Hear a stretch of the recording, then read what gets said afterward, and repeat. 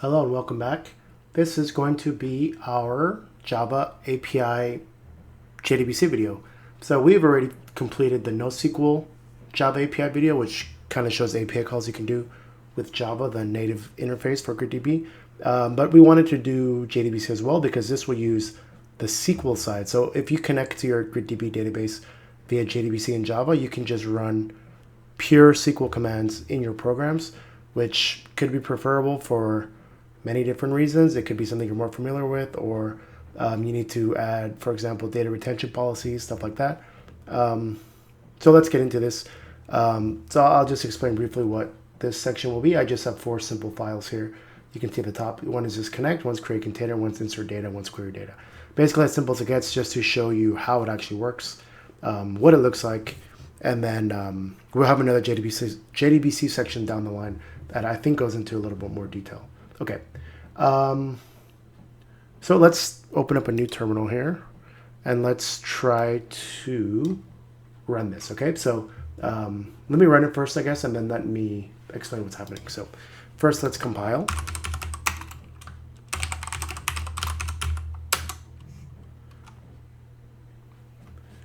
So here we're getting an error that there is no symbol for JS exception.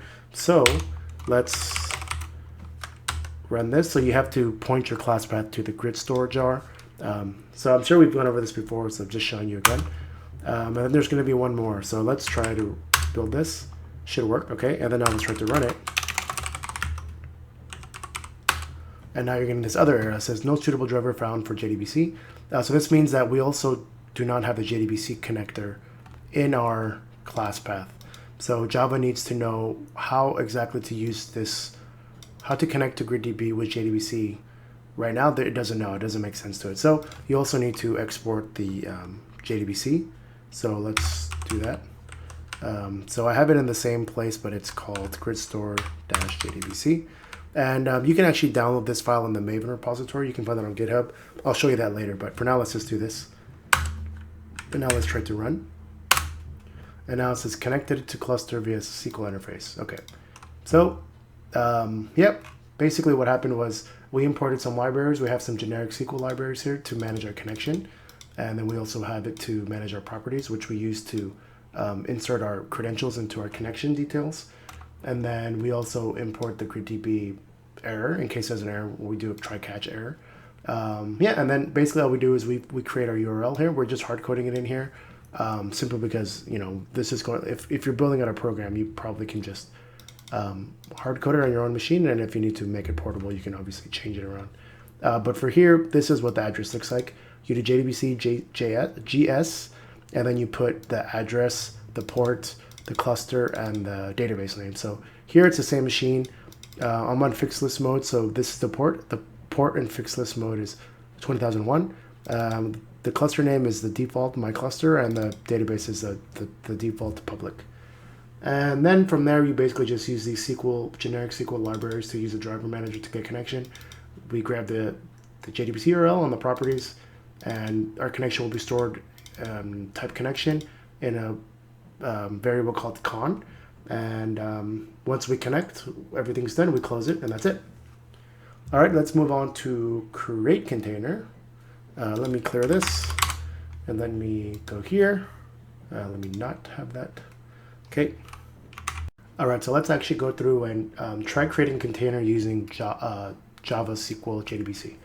All right, actually, so first let's showcase where I grabbed the grid store JDBC file. So if you just search for GridDB in the Maven central repository, you can see here you can grab the grid store jar and the grid store JDBC. You can literally just download right here, or you can do GridDB JDBC in your Google, find the GitHub page, and then if you scroll down a little bit, you'll see here in the additional information in the main README, it says the jar package for GridDBC Community Edition on Maven Central Raven. So you go here, and you can see it's also here. I don't know if the one's older than the other. No, they're exactly the same. I guess if you search this here, it'll give you the same thing. Okay. All right, let's go back. So basically here I'm showing creating a container using Java. Before in the previous API section with Java, we created a container using Java classes. So we specified the schema using this sort of object.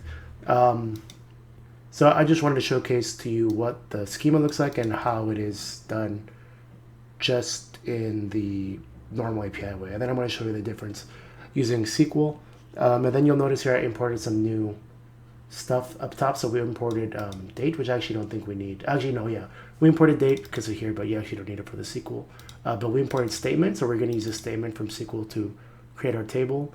And then we also imported row key, okay? So first off, we're doing the same thing here. We're grabbing our JDBC URL, which is same as before. And then here we just have a straight SQL string. And this is, if you're familiar at all with SQL, this is just SQL. So we're creating a table called device 14, and we're setting the columns here. TS is a timestamp, primary key, etc., etc. Then the interesting thing will be here, something that's unique to the JDBC/SQL side compared to the NoSQL API side is we can set the expiration type and the data retention rules. So here we're setting the expiration type to partition with the expiration time of 90 days. And then we're setting the partition by time range, so every 60 days. Yeah, so you couldn't do this with the NoSQL. You could do this in the shell, obviously, in the GridDB CLI. But if you want to get this kind of granular control, you would need to use SQL and JDBC. So we're showcasing that here. And then here, the same thing. I guess I should move this up here. Makes a bit more sense. I will also move this up here. It makes a bit more sense. Okay. All right, and then now we're going to create a statement using our con, which is our connection here. And then we're going to drop table if exists. Then we're going to execute our SQL. So we could literally just, you don't have to do it this way, right? Obviously, you could literally just have it in here like this. But this is cleaner and this is a little more modular. So once you run execute update, it's going to actually execute your SQL command. And if it does, it'll say successfully created device 14, and that's it. And then we can check our CLI and see if device 14 is there. So let's create this.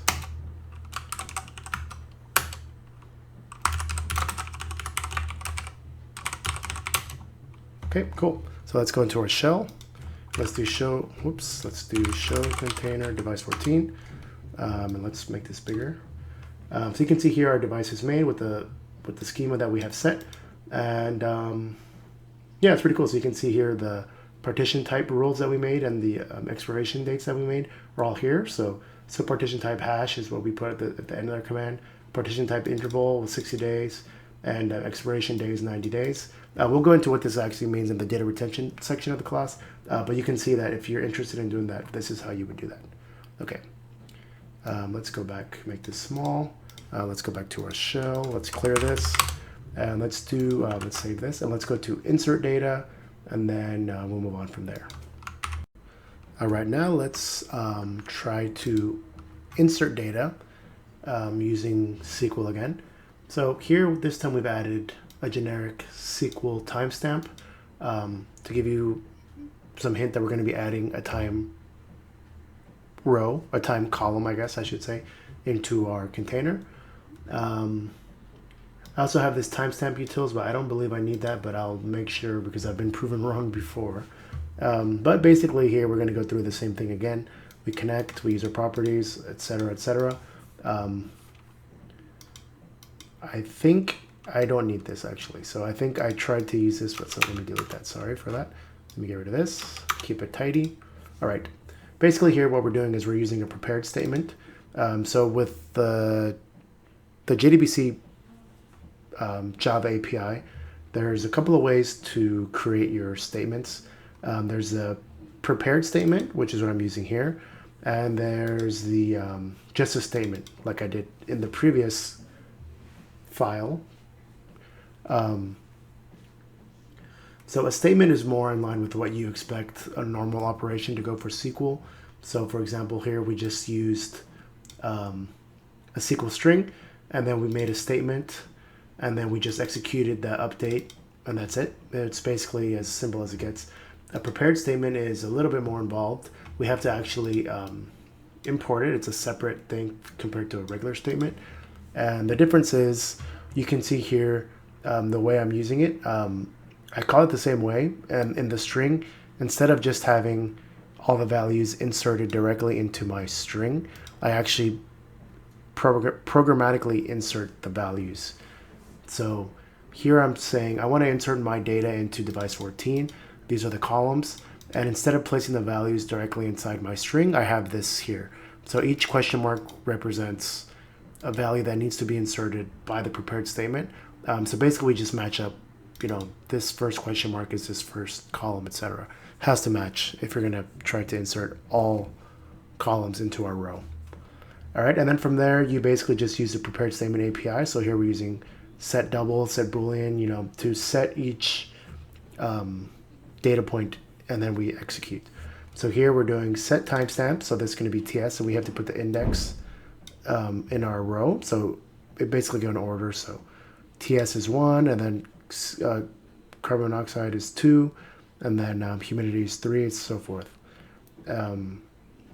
So because TS represents a timestamp, here we're using timestamp, and we're just getting the current time. So here we're using the Java SQL timestamp, and we're just getting the current time, and that's it.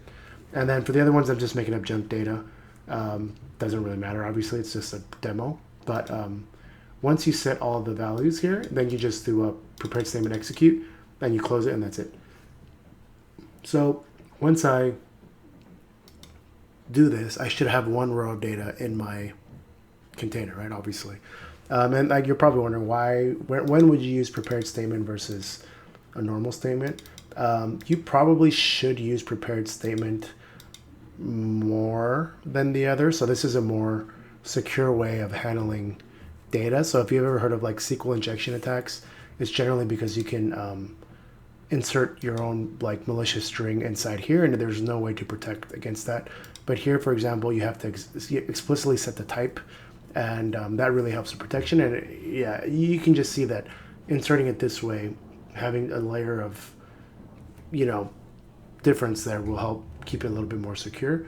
You might think it's a little bit more work, but I think it's worth it in the end. Okay, so that's enough. Let's just actually run this. Let's try this. Insert data. Okay, so I don't have anything printing out that it's done, but the lack of error, I think, indicates to me that everything worked, right? So let's do a select from device 14, and we have one row, and here we go. So basically this is what I inserted here. You can kind of match it up. So for example, temp is the last one, set double 23.9, 23.9. Okay, so that was pretty straightforward, right? We already queried, but let's show how to query again using the JDBC API. This time I added the result set because we're going to grab our results from our query into the SQL result set. GridDB has a similar setup. So let's go through this again. So it's going to not be too different from the previous. I'm going to use prepare statement again. As I said, it's preferable. So here actually I have this. Again, I thought I was going to query the time row, but I decided against it. So let me get rid of that. Get rid of this. Okay. So we connect to our GridDB cluster again. And then this time we're going to create our prepared statement, but this time it's going to be a query rather than an insert. So here we're going to select temp from device 14 where temp is greater than, and then we have a question mark here. So it's going to work the same way as before. So the question mark means it's waiting for us to insert a value into this one question mark using the prepared statement API. So here I want to set a double and index of 1. There's only one option here. And I want to say, I want to find the row where the temperature is greater than. And here I'm just putting 23 because I knew from the previous one it was 23.9, right? So I just want to return something because otherwise I would get nothing, right? So basically, once you create this prepared statement, let me tidy this up a bit. Yeah, once you create this prepared statement, you just execute query, same as before, I believe. Oh, this is execute, and then this is execute query. Okay, so we execute query, and this will return a result set into RS, and then this is the same as before. So you do a while loop until RS has run out of rows to print. So here I'm just going to grab with the RS. You can use get double or get int, get string. Here we know it's a double type, so we're going to get double from our column. It's going to be column 1, and then we're just going to print that out. So single row temp, and it's just going to return 23.9 because that's what we have in there, what we already know. So let's run this.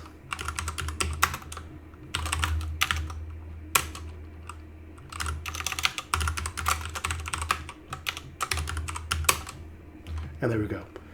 So select temperature from device 14 where temp is greater than, and then we insert a value. In this case, we want to insert 23. So if the temp is greater than 23, please find that for me. And there's only one row of data in here. We know it's going to return true, or it's going to return one row of data. We print that out. And then once it prints this out and finds this, it tries to go again. There's no more while loop exits, and then connection is closed, and we are finished. And then there's nothing really else to show here in the shell. Yeah, so that's basically it. So we just wanted to show the very basics of how to use SQL with JDBC, and you can kind of weigh the pros and cons when starting your project, which you would like to use. I personally like using the JDBC, but it really depends on how you like to work on your own projects. All right, thanks for watching.